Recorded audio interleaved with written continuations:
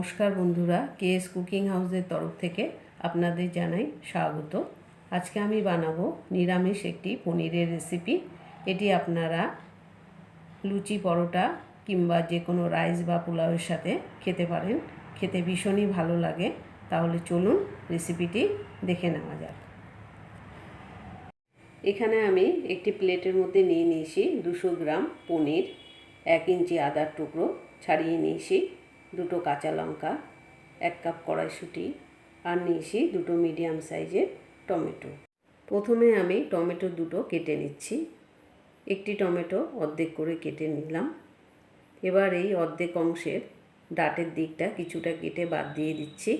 এই অর্ধেক অংশকে আবার লম্বায় 3 টুকরো করে কেটে নিচ্ছি। এই এক একটি টুকরোকে আবার ছোট ছোট টুকরো করে কেটে নিচ্ছি।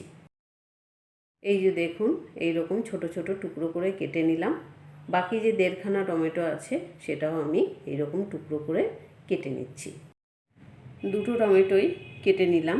এবারে আমি আদাটা ছোট ছোট টুকরো করে কেটে নিচ্ছি। এবার 2টো যে কাঁচা লঙ্কা আছে, এই কাঁচা লঙ্কা দুটো 3টে টুকরো করে কেটে নিচ্ছি। এবার আমি একটি ছোট মিক্সার গ্রাইন্ডার নিয়ে নিলাম। এবার ঢাকাটা খুলে নিচ্ছি। এবার এর মধ্যে এই টমেটো, আদা, কাঁচা লঙ্কা কুচিগুলি এর মধ্যে দিয়ে দিচ্ছি। এবার ঢাকা দিয়ে ভালো করে পেস্ট করে নিচ্ছি। এই যে দেখুন, টমেটোটা ভালো করে পেস্ট করে নিয়েছি। গ্যাস ধরিয়ে কড়াই বসিয়ে নিয়েছি। কড়াইতে দিয়ে দিচ্ছি 3 টেবিল চামচ সর্ষের তেল। এবারে তেলটা ভালো করে গরম করে নিচ্ছি। তেল ভালো মতো গরম হয়ে গেছে। এখানে আমি গ্যাসের ফ্লেমটা মিডিয়াম অবস্থায় করে দিলাম। এবার এর মধ্যে দিয়ে দিচ্ছি 2 টুকরো তেজপাতা, 2 টুকরো দারচিনি, 3টে থেতো করা ছোটো এলাচ, 4-5টা লবঙ্গ, 7-8টা গোলমরিচ, আর দিয়ে দিচ্ছি 1 চা চামচ গোটা সাদা জিরে। এবারে এর মধ্যে দিয়ে দিচ্ছি টমেটো বাটাটা। মিক্সার গ্রাইন্ডারের মধ্যে কিছুটা জল দিয়ে এই টমেটো ধোয়া জলটা দিয়ে দিলাম। দিয়ে দিচ্ছি 1/2 চা চামচ জিরের গুঁড়ো, 1/2 চা চামচ হলুদ গুঁড়ো, 1 চা চামচ কাশ্মীরি লঙ্কার গুঁড়ো, আর 1 চা চামচ নুন।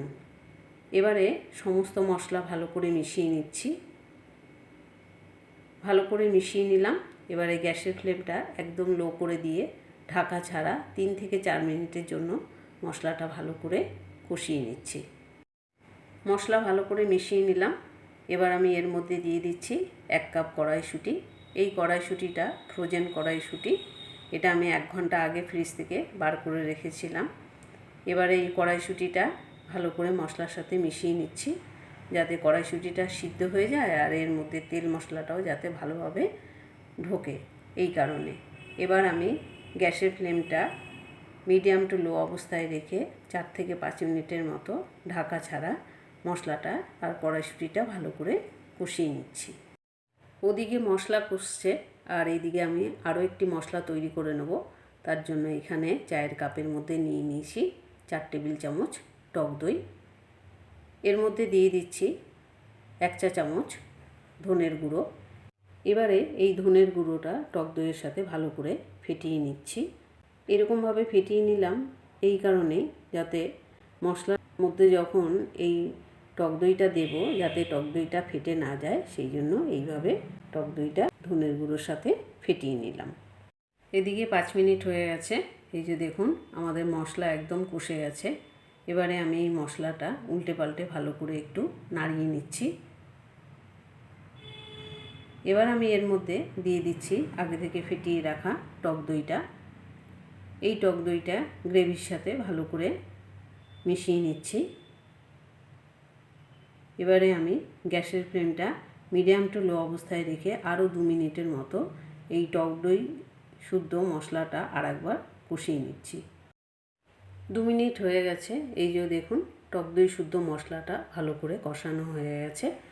আপনারাও যখন কোনো কিছু রান্না করবেন এই রকম ধরনের, তখন টক দইয়ের সঙ্গে জিরের গুঁড়ো বা ধনের গুঁড়ো এরকম ভালো করে ফেটিয়ে নিয়ে মশলার মধ্যে দেবেন, তাহলে টক দই ফেটে যায় না।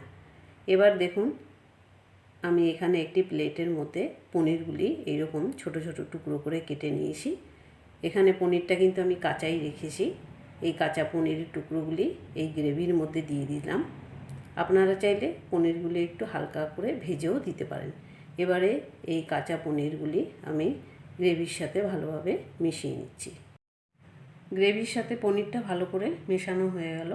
এবার আমি এর মধ্যে দিয়ে দিচ্ছি 1/2 চা চামচ গরম মশলার গুঁড়ো। এবারে এই গরম মশলার গুঁড়োটা পনির আর গ্রেভির সাথে ভালো করে মিশিয়ে নিচ্ছি। এবারে এর মধ্যে দিয়ে দিচ্ছি চায়ের কাপের 1/2 কাপ পরিমাণ জল আর 1/2 চা চামচ নুন। এবারে নুন আর জলটা গ্রেভির সাথে ভালো করে মিশিয়ে নিচ্ছি। এর ফলে গ্রেভিটা একটু পাতলা হয়ে গেল। এবার আমি গ্যাসের ফ্লেমটা ফুল বাড়িয়ে গ্রেভিটা ফুটিয়ে নিচ্ছি।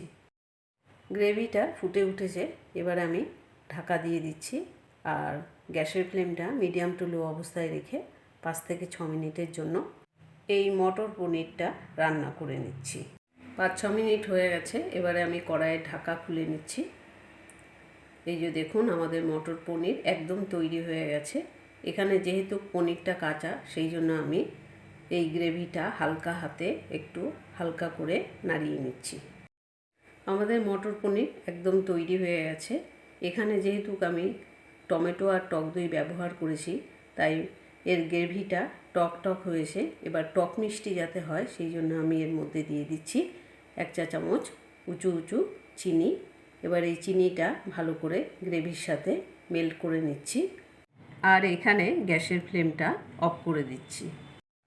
চিনি ভালোভাবে গ্রেভির সাথে মেল্ট হয়ে গেছে।